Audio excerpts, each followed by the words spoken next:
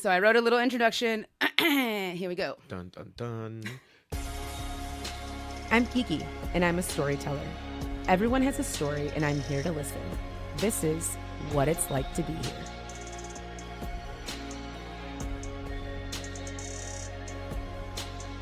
My guest today is the king of a good time, an educator, painter, muralist, singer, DJ, community activist, and world traveler. Pablo Serrano has been visible in our community for decades now. A fellow University of Illinois at Urbana-Champaign alumnus, I was first introduced to his murals at La Casa. Oh. Yeah, and finally put the name and the face together Dun, dun, dun. years later in our beloved Pilsen neighborhood. So happy to have you here, Pablo. Thank you so much for the invitation. Yeah, and usually my first question for all my guests is, how old are you? Oh, I was born 1979. So how old am I? I will be 46 in November. So I'm 45, I think. Yeah. Sorry, yeah, 'cause I'm like, I always have to do math. It's all a blur. Yeah. Yeah. I like talking about ages just because I feel like it's a stamp in time, right? So we know everything that you've done, all the stuff that's in your head up to this point, right? And that goes into the statement of the hour is what it's like to be here.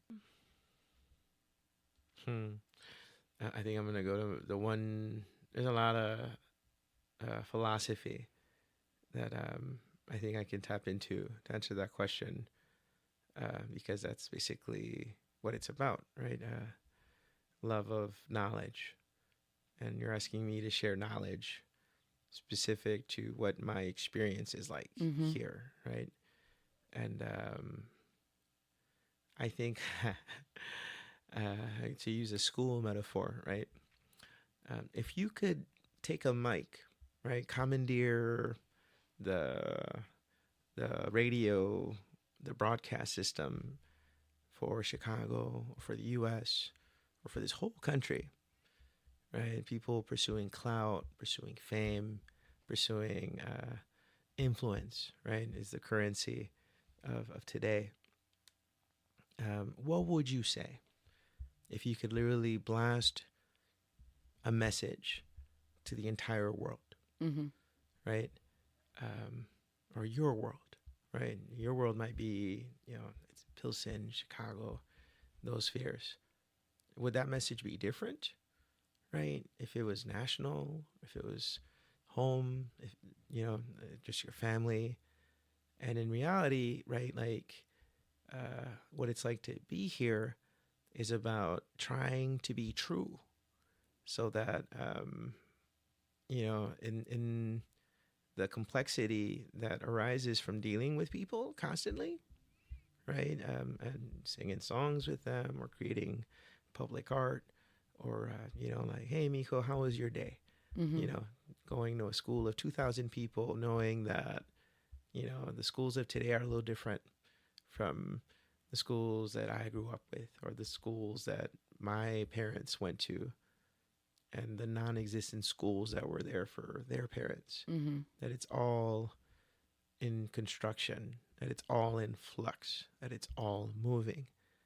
So I personally define myself as a cultural worker, as someone that hopefully is trying to achieve as much freedom and independence as possible to respond to the moment. And not just respond to the moment, but to help shape and influence the world around me in a way that makes clear the values that I hold most dear. Whether it's in a mural that's going to live for 10 years, 20 years, or whether it's in a moment, right? Where like, hey, you just used a word that offended someone, right? Because it's homophobic, or it's racist, or this and that. And I'm going to stand up for them, right? Or I'm going to just reaffirm that we share this world with everyone. You're grown, right? And just to see, right? To actually appreciate the world around you, knowing that in the end, right? I don't think I've ever met a person that had completely petrified in terms of their heart. To be like, hey, I'm a stone cold killer of culture, of experience. I don't care. I'm so just so hardened into me that there is no we in this equation. There's always a little light that's there, a little warmth, right? As hard edge as it can be. And I've met people like this where I'm like, oh, I know you want to do this and you're thinking about this and that, but you're here with us. And you're choosing this audience. You're choosing to work in this environment. And there's a fundamental opportunity to connect. So going back to your question of what it means to be here, it's understanding that we have to reckon with the challenge of ambiguity and with the complexity of a world that is constantly changing because of how we're all exerting our influence to construct our shared society, right? And because of the segregation, there are places, right, that are, aligning themselves to reaffirm different interests and different values. And that's whether it's through religion or through class. Hey, welcome to our gated community. This is what it's like to be here. The barbarians are out there, but we're good here. Or the might makes right. Think it's like, hey, you want something? Let's go get it, right? In the age of the horrendous discourses right now around pedophilia. And millionaires just like, okay, there's that world, right? That is kind of becoming more visible, and just the complete lack of accountability or of humanity at that level, right? And the implications for women, right? And young girls. As a dad of two of them, it's like, oh, okay, what does that mean? Right. Like how are they going to reconcile their own understanding as they grow up into this kind of world? And it's, but obviously that's no different from the horrendous stuff that's probably happening, right, in detention centers, where, if what we see is horrendous, God knows what's happening behind those scenes, right, to people that are very vulnerable. I know how many people have died already, because of medical issues and the lack of meaningful humanistic care, and when you distill it, it fundamentally becomes about care, right? About love at its core thing. How do you preserve love, so that love can maintain a consistency and a frame for unlimited desire, right? So, hey, if I am going to pursue this career, if I'm going to pursue these materialistic things, it's in service of what, right? And love tends to humble that. Say, hey, I'm getting this because I'm going to try to make myself powerful in order to stand and fight and provide and do what I need to do, right? If our community is a collection of columns that are holding up this collective thing that we call, our shared society, the stronger those columns are, the better we're going to be, right? In theory, but in reality, right? Like,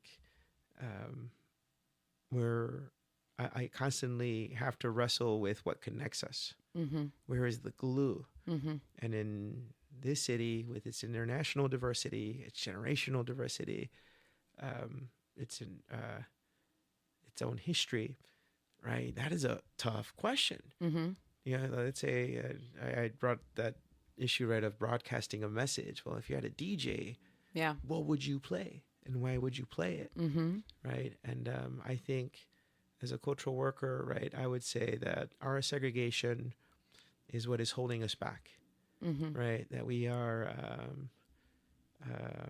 being scared to fear our fellow brothers and sisters that might have less means, or that might not share your language, but that, share a fundamental love of wanting to be a part of a world that connects and is willing to co-create it with you. If we can normalize social practices that center creativity and openness to other experiences, to kind of not feel intimidated or scared, but as an invitation to be like, hey, here's Pablo, right? He's 1 degree away from his family in Durango. Mm-hmm. If I establish a bridge or friendship with him, and I'm coming from uh, India or from China, we can literally connect the world Mm-hmm. through that friendship, Mm-hmm. through that connection. And what a beautiful thing Yeah. it is. But it's also, it's under attack, Mm-hmm. right? And not only is it under attack, but there's a clock to it, right? Because if our kids don't understand their roots, Mm-hmm. that connection is no longer there, Right. right? My kids, I have to try to maintain a connection between the family here Mm-hmm. and the family in Mexico, so that hopefully with that second, third, fourth generation, though, that possibility is there, Yeah. as opposed to it being completely lost. Mm-hmm. And all of a sudden you've lost that bridge Mm-hmm. to another place that could help, bring together our world in a very powerful way. And that's always been the promise of this country, that it's one of the few countries that truly has a very strong international diversity to it, Mm-hmm.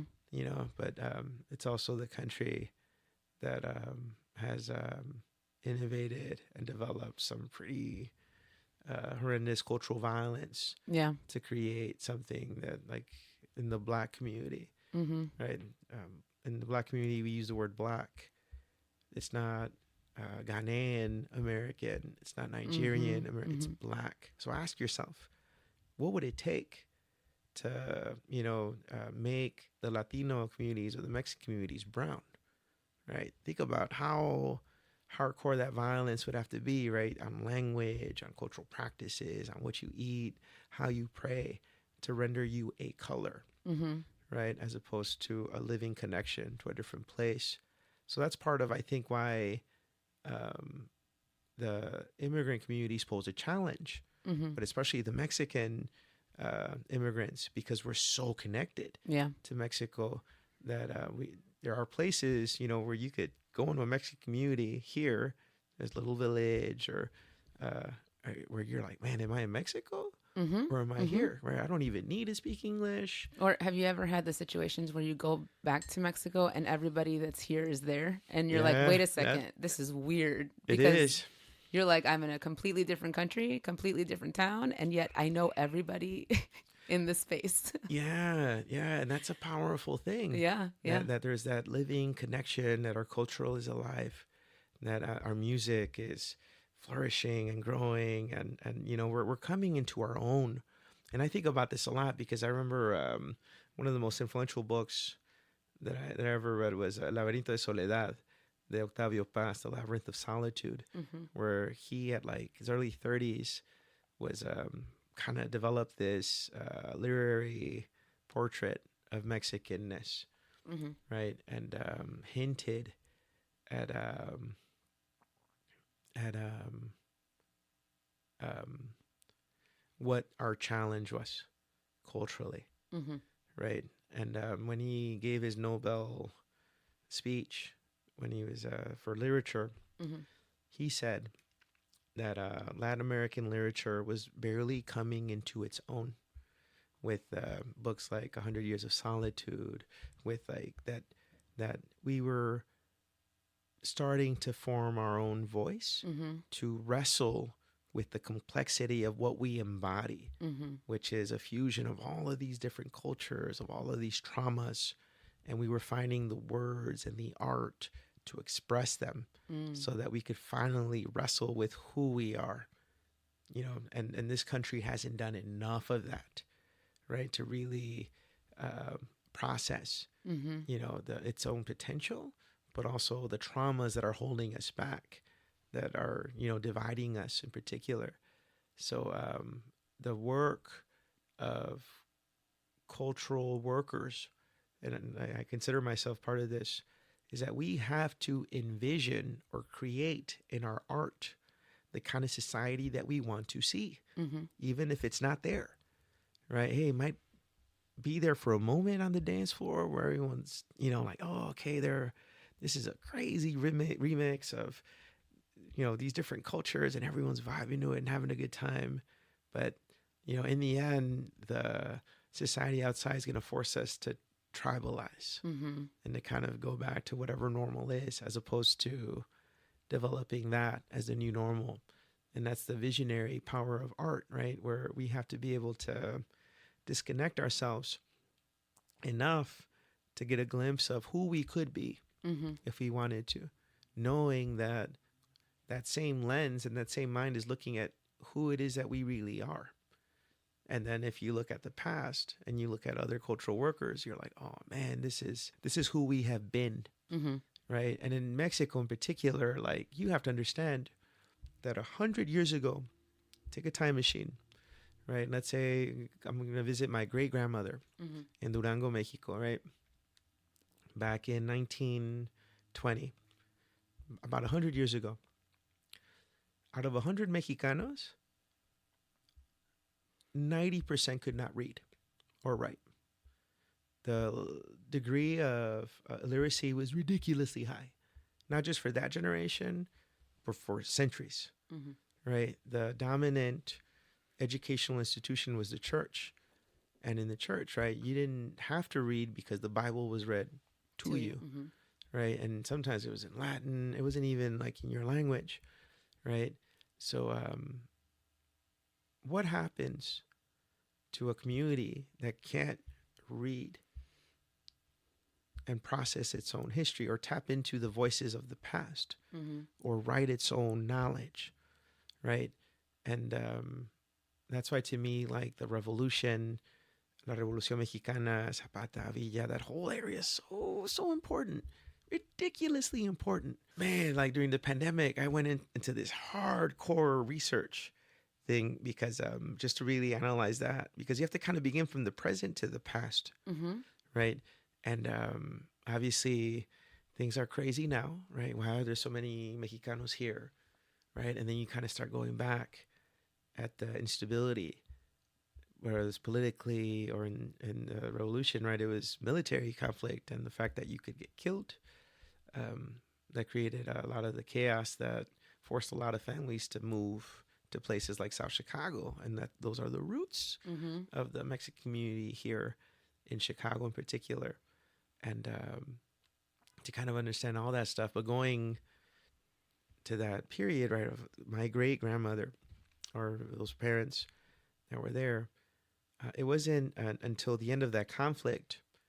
No, and it just, the conflict is so crazy. I don't know why. It's such a crazy story. It's such a rich story. There's so much going on, right? From Juarez 50 years before to dictatorship for 30 years, Porfirio Diaz, to Madero, right? That forces Diaz to leave, and the crazy backstabbing that happens. Madero's killed by Huerta goes, Carranza se queda. Carranza ends up getting into battle with Villa and Zapata. They're fucking murdered, and Alvaro Obregón kills Carranza, and it is insane. Yeah. It's like Game of Thrones, but Mexican style, right? Yeah, crazy.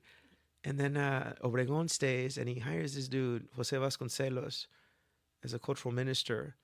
And he's like, look, we have this massive issue that out of 100 people, 90 people can't read or write. So they start building schools like crazy, everywhere and anywhere, to try to get everyone at least to a 4th grade education, right? And that worked, right? Like, for my mom, went to one of these schools, went all the way probably high school, and started working. Her parents probably had some primaria, right? They were agricultural in farms, but they could read, they could write, and then at the best level, you have people like Juan Rulfo, Octavio Paz, and the intellectual class starting to wrestle with independence and freedom at a macro level, right? To be like, hey, who are we? Where have we been? Where are we going? Those are the three questions that I think all cultural workers have to wrestle with, but all citizens, right? Your roots, your present, and your future. What is it all for? And they start building all these schools to acknowledge the need of the youth. But what do you do with everyone else? And that's where the murals come in, right? The Mexican muralist movement started as a response to the ridiculously high levels of illiteracy. In Mexico, it was a cultural response. They went to go get Diego Rivera, who was hanging out with Picasso in Paris. He was about my age, 40, early 40s. You know, knew a lot about the world and knew a lot about art. That he's called back. He's like, your country needs you. There's stability. We're not butchering each other anymore, but we're also living in some crazy times. Yeah. Right? This thing is happening. There's a Soviet revolution happening. There's a crazy civil war happening in Spain. This depression up north. And we're in this weird place where we just, you know, there was the Spanish flu that happened, killed a lot of people. And we've lost 1 million people in Mexico.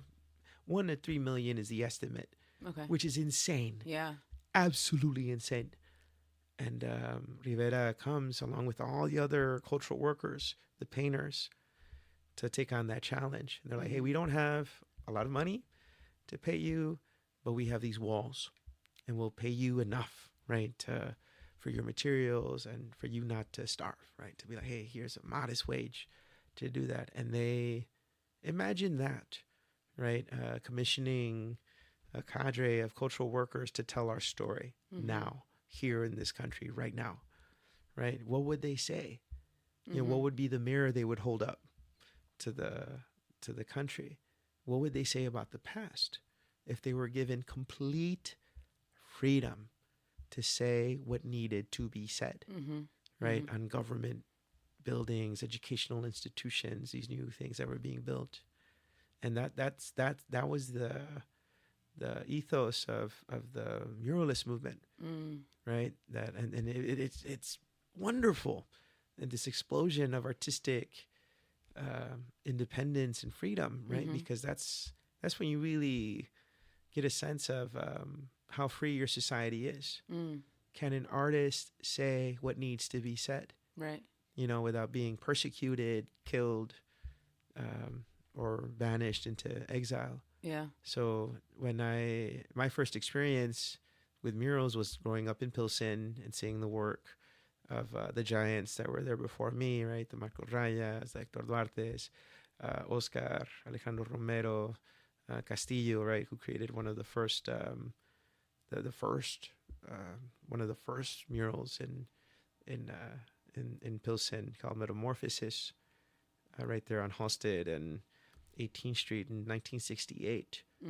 When you say time, right? You ask me my age, right? I was born in 79. 10 years prior to that, just 10 years. We're in 2026. So imagine in 2016, the first mural is painted in Pilsen, right? And that's 69, right? But about 50 years prior, you had this horrendous conflict in Mexico that it would be like in the 70s, 80s, you know, this life-changing, transformational thing called the Mexican Revolution. And the Mexican muralist movement comes out of that, and that then helped inspire the community mural movement in places like Chicago, you know, in Philadelphia, LA. Yeah. And there's some crazy stories about that, and then obviously, you know, the graffiti murals, everything else that's come out of it is built on that foundation, at least within that practice itself.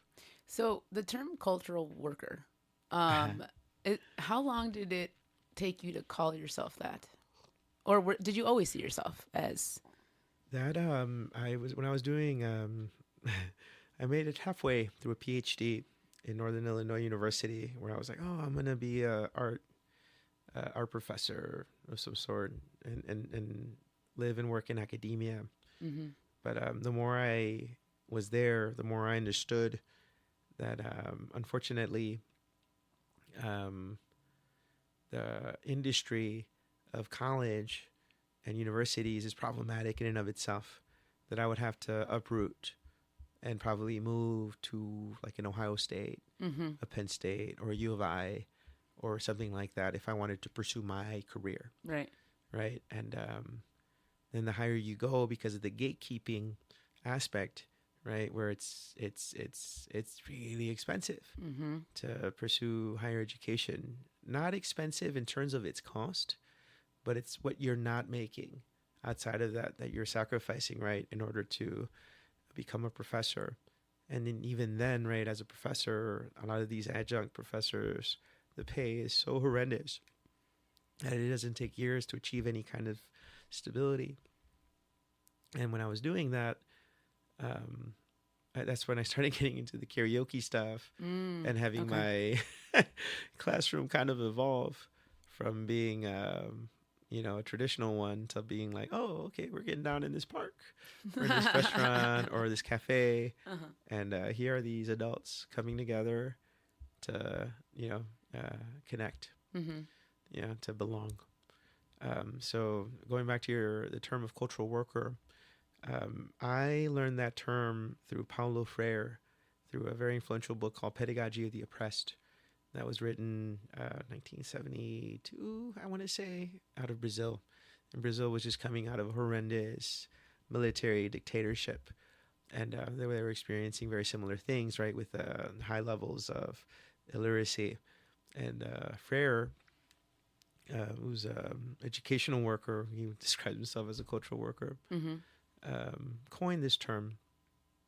I don't know what the inspiration was behind it. I'm pretty sure it had to connect to some of the philosophical stuff, knowing that culture is shared. And he was within the realm of education, and obviously teachers perpetuate culture or help challenge it, right? You cannot be a public servant and not have a cultural stance of some sort. So he has this really good book called Teachers as Cultural Workers. Oh, okay. Right.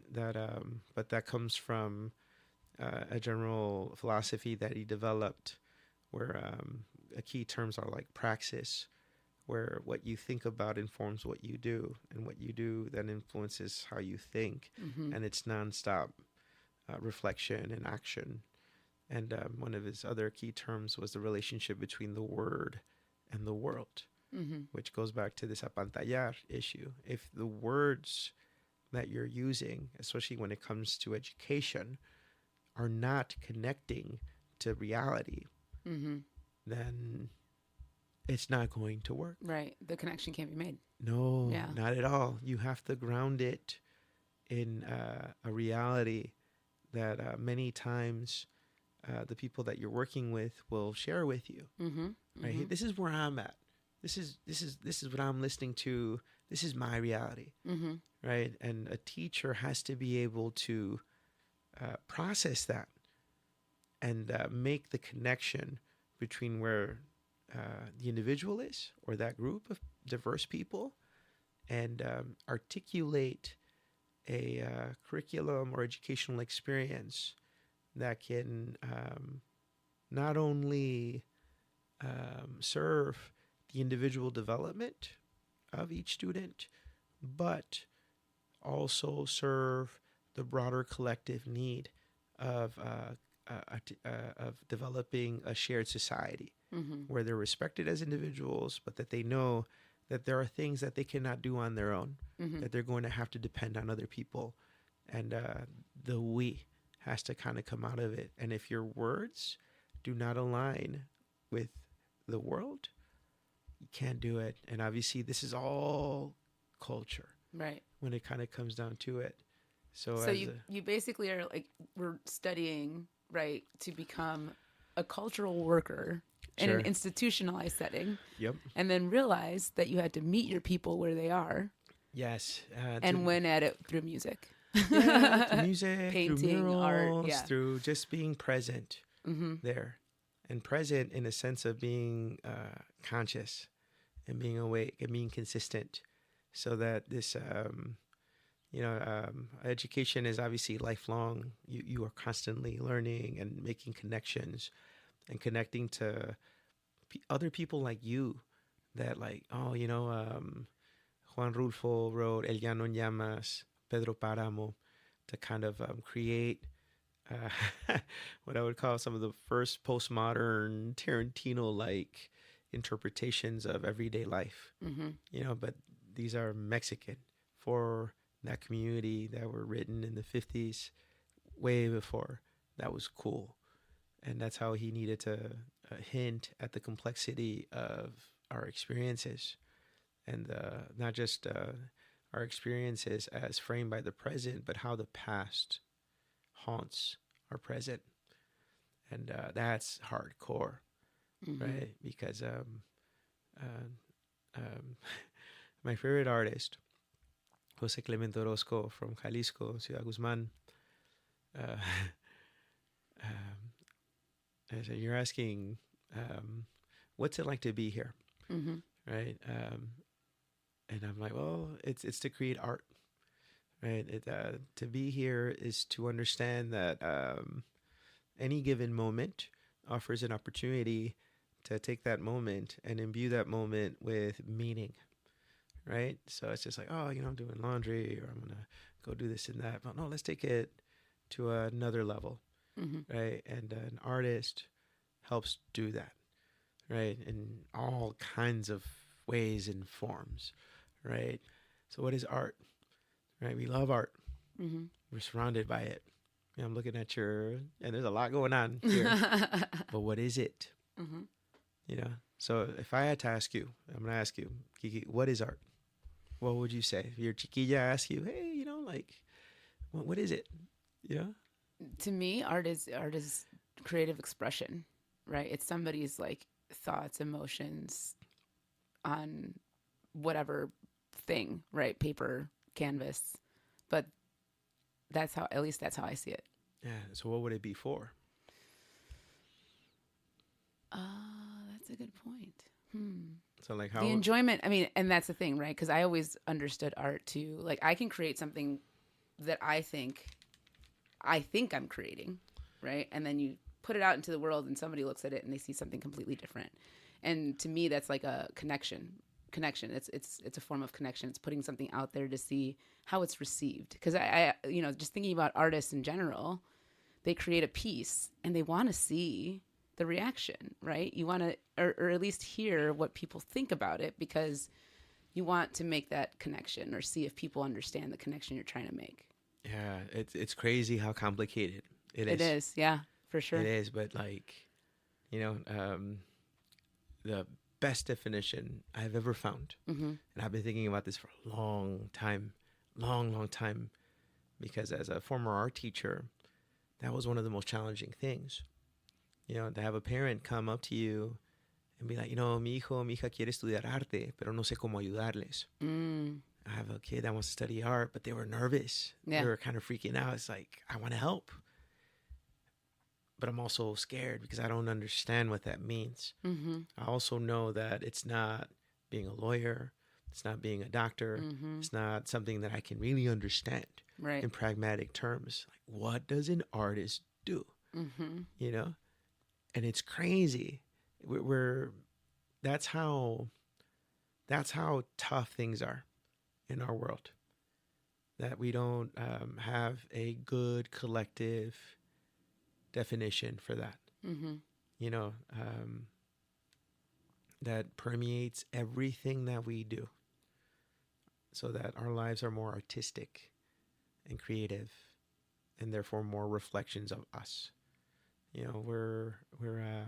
There's a struggle there for sure with the role of art in our society today. But going back to its definition, right? Jose Clemente Orozco, one of the Mexican muralists, said that art is intelligence in the service of emotion. And I was like, what the hell? For real? It's like, look, we're all, going to the words of Marvin Gaye, we're all emotional people. We're all trying to figure these things out. At our core, our feelings, the things that make us feel human, the joy of witnessing your child born, that is indescribable, right? When you get your heart split in two because you're there for your partner, but all of a sudden here's this other being that just came. Yeah. And all of a sudden you got to care for that baby, but you also got to care for my partner that carried and felt this baby in very profound ways. And just that love and that connection, and they're like, oh my God, this is crazy, you know, or the sadness of loss. And you're like, damn, like this is the tragedy of witnessing an innocent life taken that was trying to do the right thing, standing up for undocumented families, or a loss in the family, and the tragedy of that, the magnitude of losing someone, that whole spectrum to Orozco was what artists helped us process. But like a lot of us tend to over individualize this. The problem is that the challenge for artists is that obviously we are a society of individuals that have all these different colors and all these feelings within. Hence the challenge of what would you say if you had a megaphone to the entire world? Because then you have to think about your message by taking a guess at where people are at emotionally, right? In order to have it connect. Right.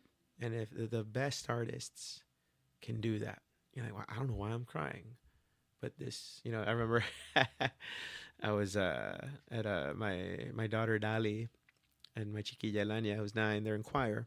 Okay. You know, and what do you call it?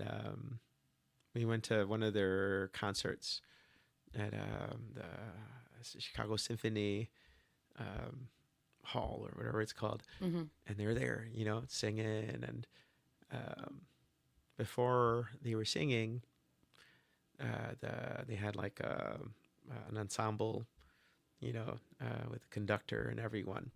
These are world class musicians, people that have devoted God knows how much time to their craft, the intelligence part. Yeah. Right. That no one, there are, you know, I don't know what percentage, but it's less than 1% of people can play the violin the way she's playing it. Yeah. Or the cello. And you're seeing a collection of people express themselves to you. And I was like, I was there and I started crying and I couldn't help it. And I was like, it's not that it wasn't a sad song, but it was just the impact of, as a cultural worker, understanding that I was getting hit with an experience that if you deconstruct it, you're talking about hundreds of years of experience on that stage coming together to offer this moment, you know, in such a profound way. And it's abstract, and you're just like, damn, this is absolutely beautiful. Yeah. Because of the amount of human industry and time and energy that went into the artistic clarity of the composition and this and that. And what a beautiful thing it was to receive it, to witness it, and all of that. And that's at its core the power of art, and why it's so dangerous to people that don't want that complexity, that don't want those connections, because it has the power to, at a base physiological level, change you. Yeah. You know, you're just like, whoa, I didn't know I had these feelings Right. Yeah. inside. And this movie, this song, watching, I remember in Oaxaca when we were there last year spring break, you know, we're there, fucking Oaxaca, the birthplace of Juarez, the birthplace of Porfirio Diaz, right? That was in power 30 years. One of the most magical places from a culinary, historical, the land of the Zapotec. It's an amazing place, and you're in this kind of like in the plaza where I think it was, I don't know if it was every afternoon, they're doing concerts and shows. Something that's absolutely beautiful about Oaxaca is the marimba and the xylophone, right? That it's a very, just like the accordion is to the north and bandas, the marimba to that whole region is one of the most important musical tools or means of expression. So I remember just hearing that, right? And the impact, the notes, and saying, oh, I know this song, but it's being rendered this way by these grown men that are, hitting wood with wood in a plaza where people are coming and going, or just, sitting there having un elote, just kind of watching this whole thing. And the power of place, the power of art, the power of tradition, of culture, right?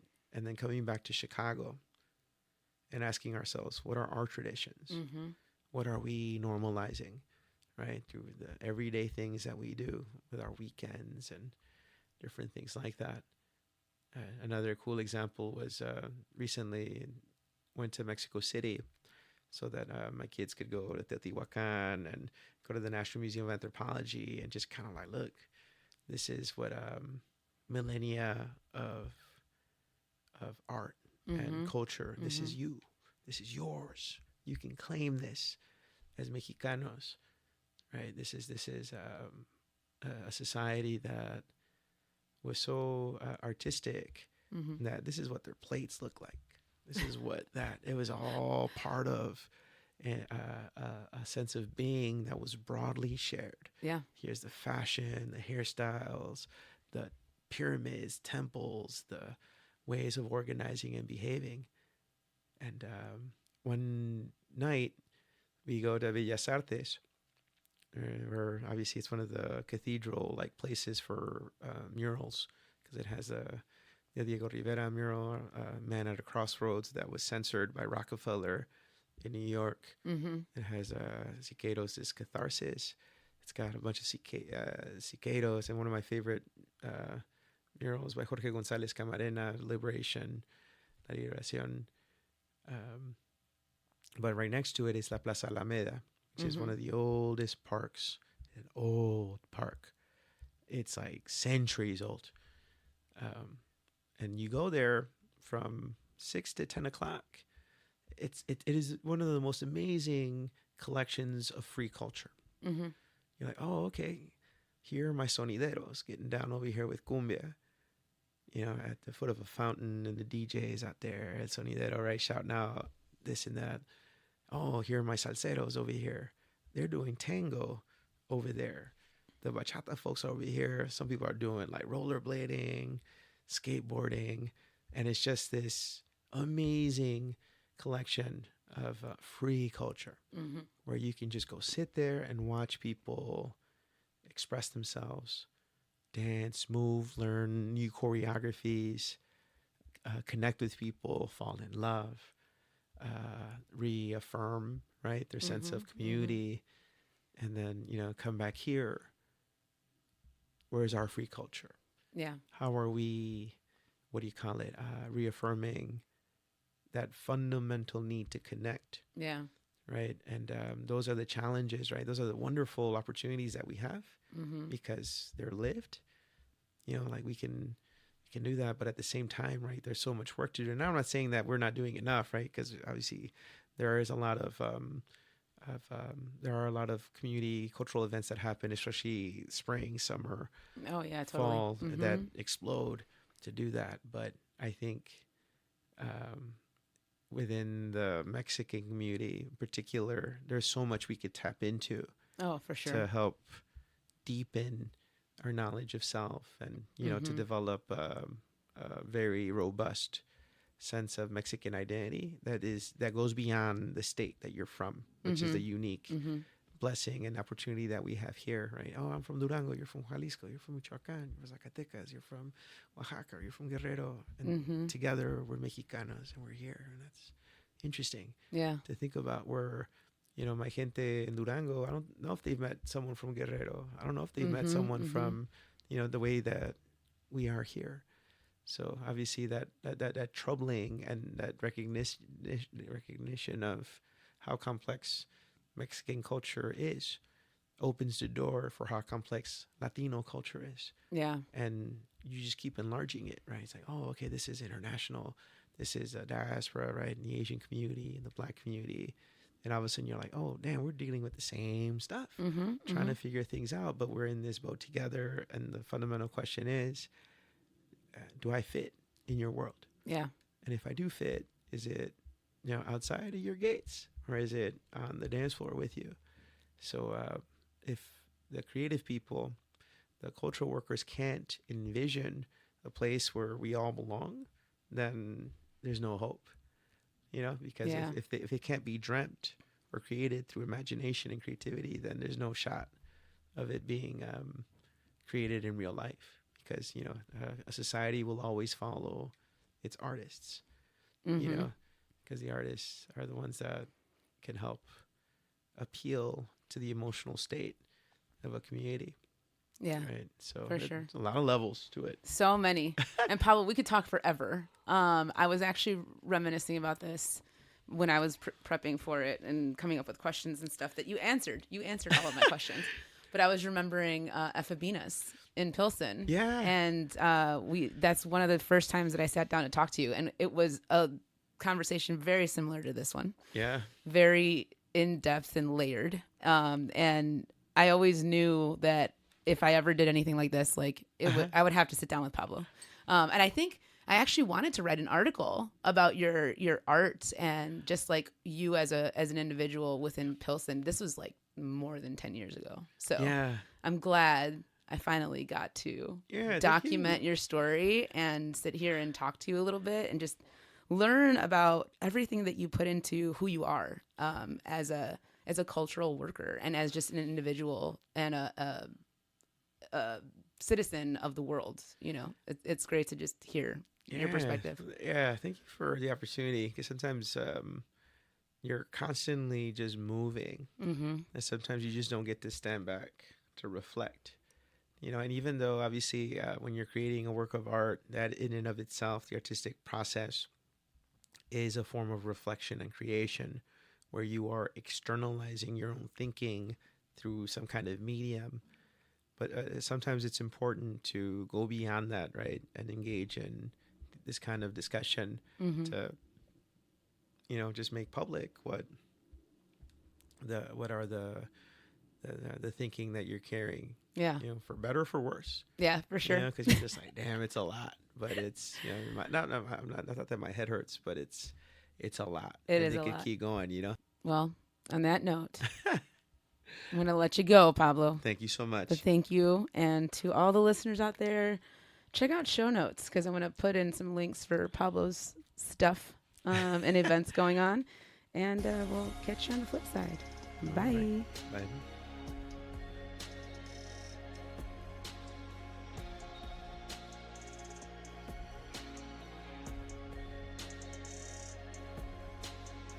Hey, this is Kiki. If you made it this far, you officially made it to the end of the episode. Thanks for being here. If you're listening on a platform where you can rate and subscribe, please do. It really helps more people find the show. And hey, leave a comment. Tell me what you liked, what stuck with you, and what you want more of.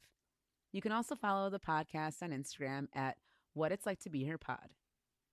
Catch you on the flip side.